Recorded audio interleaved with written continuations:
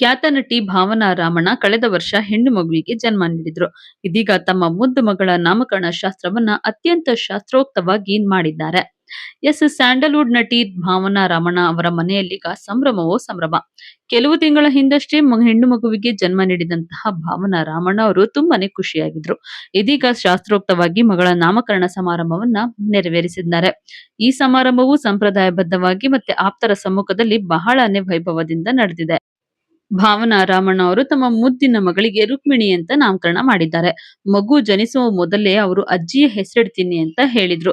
ಇಂದಿನ ಕಾಲದಲ್ಲಿ ಸ್ಟೈಲಿಶ್ ಆಗಿ ತಮ್ಮ ಮಕ್ಕಳಿಗೆ ಹೆಸರುಗಳನ್ನ ಇಡ್ತಾ ಇರ್ಬೇಕಾದ್ರೆ ಭಾವನಾ ಅವರು ತಮ್ಮ ಸಂಪ್ರದಾಯ ಮತ್ತೆ ಹಿರಿಯರ ಮೇಲಿನ ಗೌರವದಿಂದ ಅಜ್ಜಿಯ ಹೆಸರನ್ನೇ ಮಗಳಿಗೆ ಇಟ್ಟಿದ್ದಾರೆ.